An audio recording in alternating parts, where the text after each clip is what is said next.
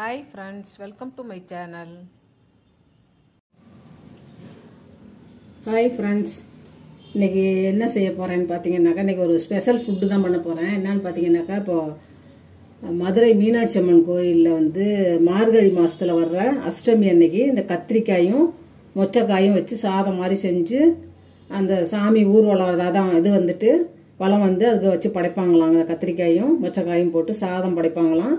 அதுவும் பாத்தீங்கன்னா வருஷத்துல ஒரு தரம் தான் செய்வாங்களாம். அந்த சாப்பாடு செஞ்சு மொச்சக்காயும் இதுவும் போட்டு ஒரு சாதம் மாதிரி செஞ்சு சொக்கநாதருக்கு நெய்வேத்தியம் பண்ணுவாங்களாம். வருஷத்துல ஒரு தரம் மட்டும். அது வந்து ஸ்பெஷலா பாரம்பரியமா அந்த காலத்துல இருந்து ட்ரெடிஷ்னலா பண்ணிட்டு வராங்க போல. அதுக்கு ஒரு கதையும் இருக்குது. அது மதுரையில இருக்கிறவங்க பெரும்பாலும் கண்டிப்பா மார்கழி மாசத்துல அந்த அஷ்டமியில பெரும்பாலும் முக்கால்வாசி பேர் நிறைய பேர் செய்வாங்களாம். அதுவும் அதனால இப்ப நான் இதை எடுத்திருக்கேன்.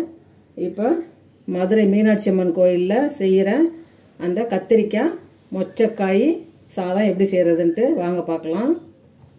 இது பார்த்தீங்கன்னாக்கா இன்னும் எனக்கெல்லாம் கல்யாணம் ஆகிறதுக்கு முன்னாடி எங்கள் வீட்டில் வாழைத்தோட்டம் இருந்துச்சு. அதில் வந்து சுற்றிலும் வந்து வேலி வந்து கிழுவை வேலி இருக்கும். இப்போல்லாம் அந்த கிழுவை வேலியே காணும் எங்கேயுமே ஊரில் கூட.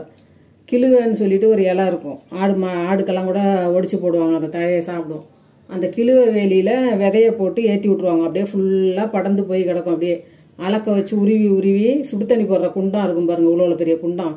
அந்த குண்டானில் போட்டு அப்படியே தோலோடையே போட்டு அப்படியே அவிச்சு அப்படியே ஒவ்வொரு தட்டு அப்படியே அவிச்சு கொடுப்பாங்க. எங்கள் அம்மாலாம் பார்த்தீங்கன்னா அவ்வளோ விலையும் எங்கள் கொல்லையில். அது என்ன பண்ணுறதுன்னு தெரியாது. இப்படி தான் இருக்கும் மொச்சக்காய், அவரைக்காய் மாதிரி இப்படி இருக்கும். இதெல்லாம் உரிச்சு எடுத்துட்டேன் இப்போ நான். இது இப்படியே ஃபுல்லாக அப்படியே பறித்து அப்படியே குண்டானுக்குள்ளே போட்டுட்டு நல்லா ஒரு கை உப்பு அள்ளி போடுவாங்க. போட்டு நல்லா வேக வச்சு ஒரு 10-15 நிமிஷத்துலேயே வெந்துடும். எடுத்துகிட்டு கொடுப்பாங்க. எல்லாம் ஆளுக்கு ஒவ்வொரு தட்டு சாப்பிட்ற தட்டில் அள்ளி அகப்பையால் அந்த கொட்டாங்கச்சி அகப்பை இருக்குது பாருங்கள், அதால் அள்ளி வைப்பாங்க. ஆளுக்கு 2 அகப்பை அள்ளி வைப்பாங்க. உட்காந்து அதை தான் உரிச்சு பொழுதுக்கு சாப்பிட்டுட்டு அப்படியே கூட படுத்துருவோம் பாருங்கள். ஈவினிங் டைமில் ஸ்கூல் விட்டு வரும்போதெல்லாம் அந்த மாதிரி. இந்த மொச்சக்காய் வந்து நான் சின்னதுலேருந்தே சாப்பிட்டு பழக்கம். எங்கள் வீட்டில் விளைஞ்சதுனால இது ரொம்ப பிடிக்கும். இதில் என்னென்னலாம் பண்ணலாமோ பண்ணுவேன் பாருங்கள் அதில். அதனால் இதை பார்த்தோன்னே சரி இன்னைக்கு இந்த மார்கழி மாதத்தில் இந்த ரெசிபி பண்ணி பார்க்கலாம் அப்படின்ட்டு எடுத்து வச்சுருக்கேன் எல்லாம். இப்போ இதுக்கு என்னென்னலாம் தேவைன்னு பார்த்தீங்கன்னா மெயினாக கத்திரிக்காயும் பச்சை மொச்சையும் வேணும். பச்சை மிளகா எடுத்திருக்கேன், கருவேப்பிலை எடுத்திருக்கேன், புளி எடுத்திருக்கேன், இவ்வளோ பெருசுக்கு எடுத்திருக்கேன். நல்லெண்ணெயில் தான் தாளிக்கணும், அதனால் நல்லெண்ணெய் எடுத்து வச்சுருக்கேன். தாளிக்கிறதுக்கு பார்த்தீங்கன்னாக்கா கடுகு, உளுத்தம்பருப்பு, காஞ்ச மிளகா எடுத்து வச்சுருக்கேன். இது வந்து வெறும் மிளகாத்தூளும் மஞ்சள் பொடியும் கொஞ்சம் எடுத்து வச்சுருக்கேன். பெருங்காயம், உப்பு, இவ்வளோதான். சிம்பிளாக இதில் எதுவுமே இல்லை பாருங்கள். எல்லாமே வீட்டில் இருக்க காய்ங்க தான். நம்ம ரெகுலராக சமையலுக்குள்ளே யூஸ் பண்ணுறது தான். ஆனாலும் கொஞ்சம் வித்தியாசமாக இருக்கும். நம்ம செஞ்சு பார்க்கலாம். இப்போது இது சாதம் வந்து அவங்க வந்து கோயிலுக்கு வச்சு சாமி கும்பிட்றதுனால படைச்சி நெய்வேத்தியம் பண்ணுறதுனால பச்சரிசியில் பண்ணுவாங்க. நான் வந்து புழுங்கலரிசி தான் ஊற வச்சுருக்கேன். புழுங்கலரிசியை ஊற வச்சுட்டு குக்கரில் போட்டு நல்லா உதிராக நம்ம புளி சாதத்துக்கெல்லாம் செய்வோம் பாருங்கள். பொலன்னு உதிராக இருக்கணும் பாருங்கள். அந்த மாதிரி இருக்கணும், குழன்னு இருக்கக்கூடாது. அதனால் இதை குக்கரில் போட்டு எடுத்துகிட்டு வரணும். இது வந்து மொச்சக்காயும் வந்து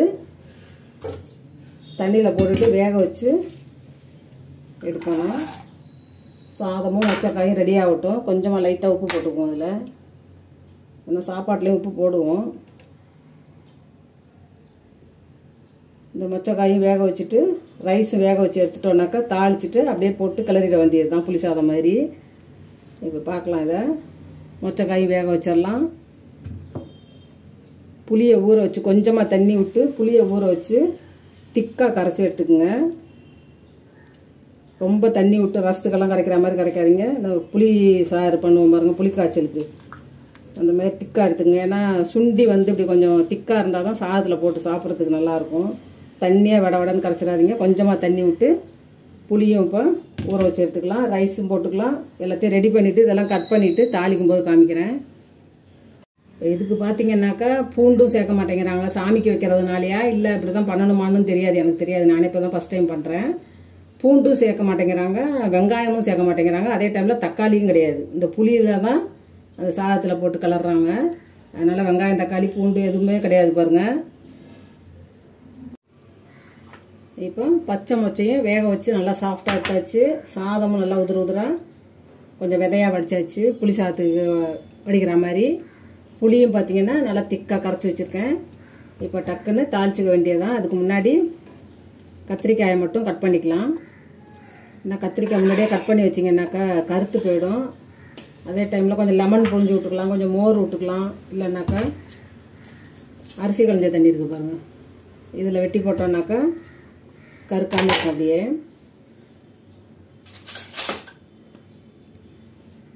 ரொம்ப பொடியாகவும் இல்லாமல் ரொம்ப குட்டி குட்டியாகவும் இல்லாமல் நீல வாக்கிலையும் போடக்கூடாது, குண்டு குண்டாக போடணும். அப்படியே விதையே பிடிக்கல பாருங்கள்.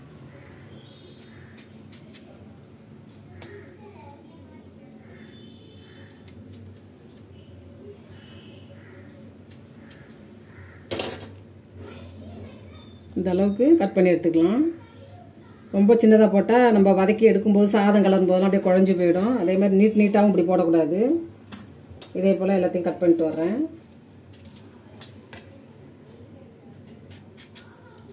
பிஞ்சு கத்திரிக்காய் எடுத்துக்கங்க, ரொம்ப முத்தல் இல்லாமல் விதை பிடிச்சது இல்லாமல். கத்திரிக்காய் விதை பிடிச்சாதான் கரப்பாம்பாங்க. பிஞ்சு கத்திரிக்காய் எவ்வளோ வேணாலும் சாப்பிட்லாம், மருத்துவ குணம் உள்ளதும்பாங்க. கரப்பா மாதிரி அரிக்கும் பாருங்கள் சில பேர்த்துக்கு. நிறைய பேர் கத்திரிக்காய் எடுத்துக்க மாட்டாங்க. பிஞ்சு கத்திரிக்காய் எடுத்துக்கலாம், விதையே பிடிக்காமல் இருக்கும். அந்த மாதிரி பிஞ்செல்லாம் எடுத்துக்கலாம். இதே போல் எல்லாத்தையும் கட் பண்ணி எடுத்துக்கலாம். கத்திரிக்காய் சாதங்கிறதுனால கொஞ்சம் கத்திரிக்காய் கூட போட்டுக்கலாம். 4 கத்திரிக்காய் எடுத்துருக்கேன், ஒரு 1/4 கிலோ போல் இருக்கும். ஒரு 3 பேர் சாப்பிட்லாம் தாராளமாக. எல்லா கத்திரிக்காயுமே சூப்பராக இருக்குது பாருங்கள்.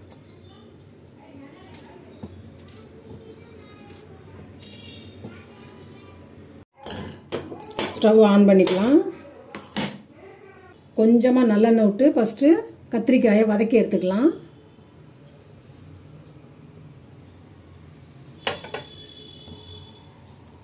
கத்திரிக்காய் பாருங்கள் கட் பண்ணி அரிசி களைஞ்ச தண்ணியில் போட்டிருக்கேன். லெமன் போட்டுக்கலாம் அல்லது மோர் போட்டுக்கலாம். ஏதாவது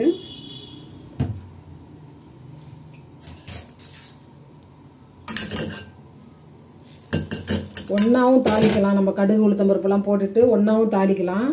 ஏன்னா அந்த புளி வந்து சுண்டி திக்காக வர்ற வரைக்கும் கத்திரிக்காய் வெந்து அலண்டு போயிடும். அதனால் இதை கொஞ்சம் வதக்கி எடுத்துக்கிட்டோன்னாக்கா மொச்சக்கொட்டை போடும்போது லாஸ்ட்டாக போட்டுக்கலாம். இப்போ கத்திரிக்காயை போட்டுக்கலாம்.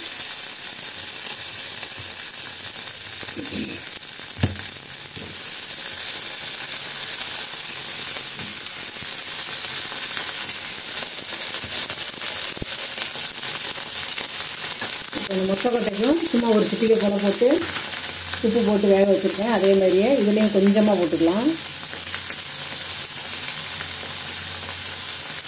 லாஸ்ட்டாக போடுறதுனால அதில் கொஞ்சம் உப்பெல்லாம் சாராது. அதனால்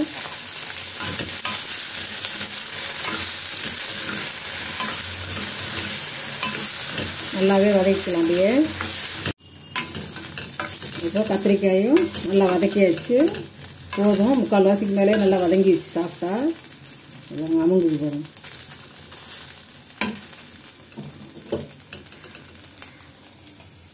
இப்போ கத்திரிக்காய் மொச்சக்காய் போட்டு சாதம் பண்ணுறதுக்கு பாத்திரம் வச்சாச்சு. இப்போ பாத்திரம் நல்லா காஞ்சிச்சு. நல்லெண்ணெய் விட்டுக்கலாம்.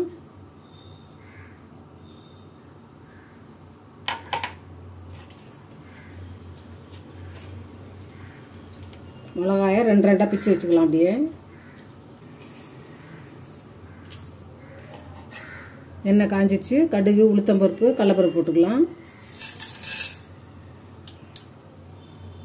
இப்போ கடுகு பொரிஞ்சிக்கிட்டு இருக்குது. இந்த டைமில் காஞ்ச மிளகாயை போடலாம். முன்னாடியே போட்டிங்கன்னா கரிஞ்சு போயிடும்.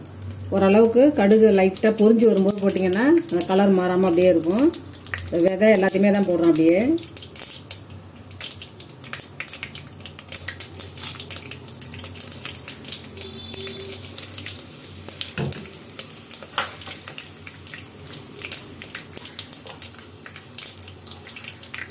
பொரிஞ்சோடனே கருவேப்பிலையும் பச்சை மிளகாயும் போட்டுக்கலாம்.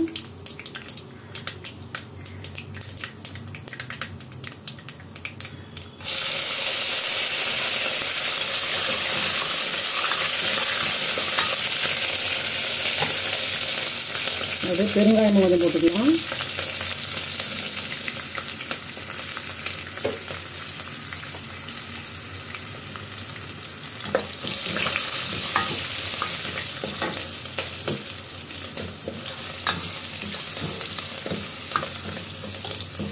பச்சை மிளகாயும் வதக்கி வச்சு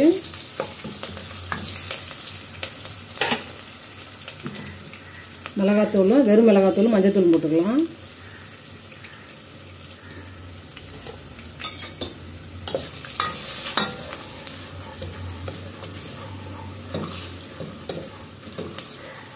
இப்போ மிளகாத்தூளோட அந்த பச்சை வாசனையும் எண்ணெயில் போயிடுச்சு. நல்லா கரைச்சி வச்சுருக்க புளியை ஊற்றிக்கலாம்.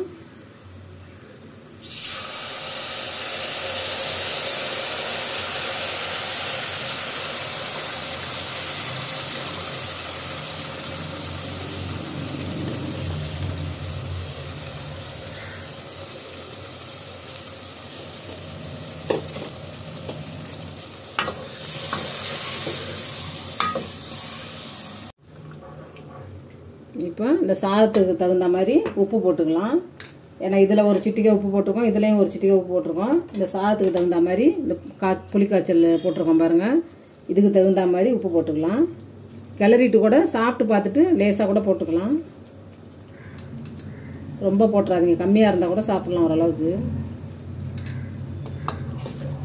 இப்போ உப்பும் போட்டாச்சு. இது நல்லா கொதிச்சு கொஞ்சம் சுண்டி வரட்டும். திக்காக கொஞ்சம் இந்த பச்சை வாசனை போயிட்டு கொஞ்சம் சுண்டி வரும். அந்த டைமில் கத்திரிக்காய் மொச்சக்காயும் போட்டு ஒரு 2 கிளறிட்டு சாதத்தை போட்டுற வேண்டியதுதான். இந்த புளியோட பச்சை வாசனை போகிற வரைக்கும் கொஞ்சம் கொதிச்சு கொஞ்சம் திக்காக வரட்டும். அப்படியே இப்போ இந்த புளி சாரெல்லாம் ஊற்றுனது கொஞ்சம் பச்சை வாசனை போயிட்டு ஓரளவுக்கு கொஞ்சம் திக்காகிட்டு வந்துருக்குது. இந்த டைமில் கத்திரிக்காயை போட்டுக்கலாம். வதக்கி வச்சுருக்க கத்திரிக்காய்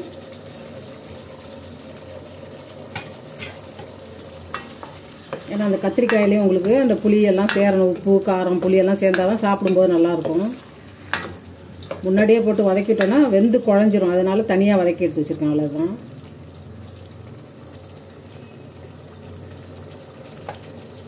இது ஒரு 2-3 நிமிஷம் வச்சோன்னே மொச்சக்கொட்டையை போட்டுக்கலாம். அது வரைக்கும் ஒரு மூடி போட்டு விட்டுடலாம். திறந்து பார்க்கலாம்.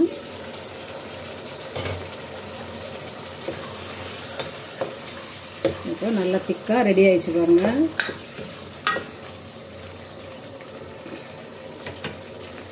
வேக வச்ச பச்சை மொச்சக்காயும் போட்டுக்கலாம். அப்படியே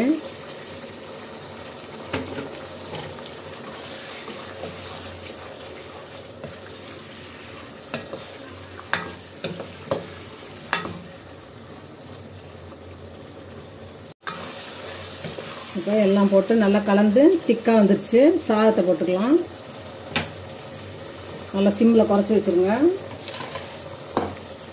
சாதம் நல்லா புளி சாதத்துக்கு செய்கிறது மாதிரி நல்லா அந்த மாதிரி உதிராக நல்லா வச்சுக்கோங்க. அப்போ தான் நல்லாயிருக்கும் சாப்பிட்றதுக்கு.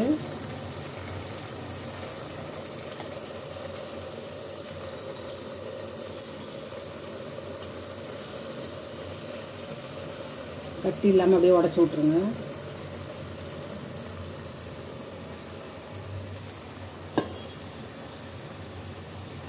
இதிலே கொஞ்சம் நல்லெண்ணெய் விட்டுக்கலாம். அப்படியே கிளறி பார்த்துக்கிட்டு சாதம் போட்டுருங்க வேணும்னாக்க.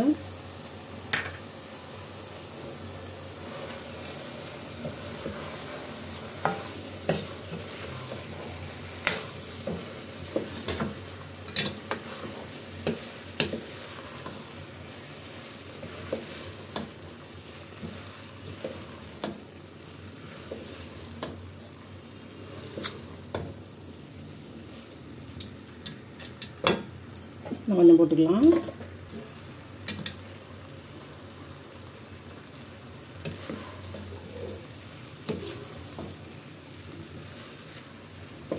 ரொம்ப போட்டு கிண்டி சாதத்தெல்லாம் உடைக்காமல் அப்படியே போலாக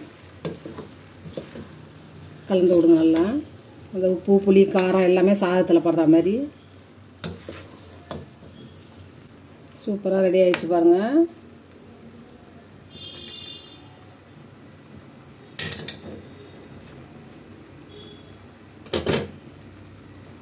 சிம்மில் அப்படியே ஒரு 2 நிமிஷம் விட்டிங்கனாக்கா கொஞ்சம் ட்ரை ஆகிடும். அப்படியே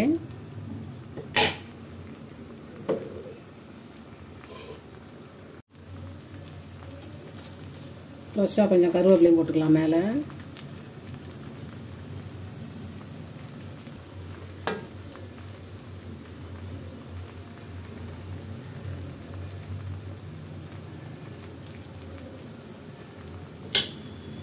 ஸ்டவ் ஆஃப் பண்ணிவிட்டு இறக்கிற வேண்டியது தான்.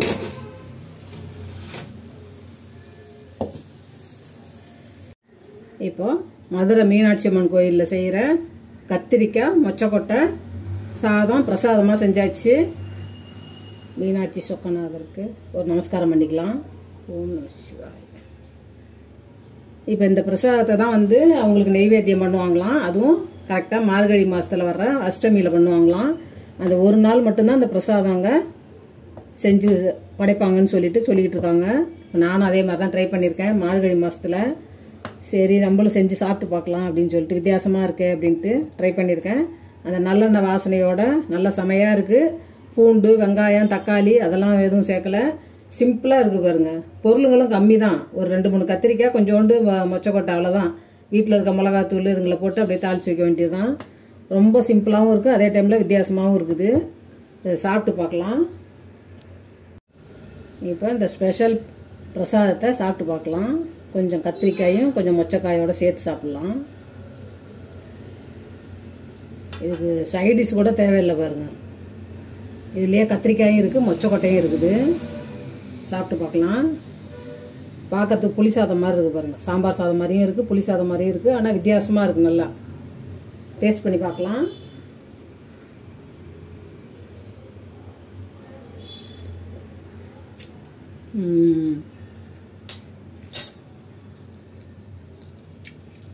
செம்மையாக இருக்கும்.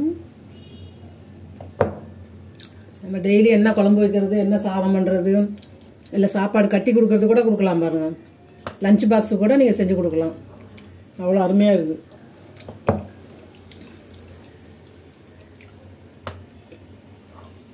வெரைட்டி ரைஸ் மாதிரி வித்தியாசமாக இருக்குது. நல்லா செம்மையாக இருக்குது. போங்க இதுக்கு தொட்டு சாப்பிட்றதுக்கு பார்த்தீங்கன்னா அப்பளம் வறுத்து வச்சுக்கலாம். இல்லை வேறு ஏதாவது காய் வறுவல் மாதிரி ஏதாவது பண்ணி வச்சுக்கலாம். வறுவலோ பொரியலோ ஏதாவது சும்மாவே சாப்பிட்லாம் போல். நல்லாயிருக்கு.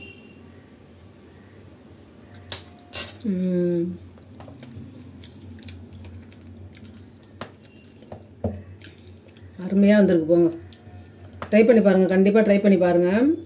நானே இப்போ தான் ஃபஸ்ட் டைம் பண்ணேன். நல்லா செமையாக வந்திருக்குது. நல்லா சூடாக சாப்பிட அருமையாக இருக்குது. நீங்கள் லஞ்ச் பாக்ஸுக்கும் கட்டி கொடுத்தனுப்பலாம். வீட்லேயும் செய்யலாம். யாராவது கெஸ்ட்டுங்க வந்தாங்கன்னா வித்தியாசமாக செஞ்சு கொடுக்குறதுக்கு நம்ம ஏதாவது யோசிப்போம். அதுக்கு கூட நல்லா இதை ட்ரை பண்ணலாம். ரொம்ப நல்லா வந்திருக்குது. ட்ரை பண்ணி பாருங்கள்.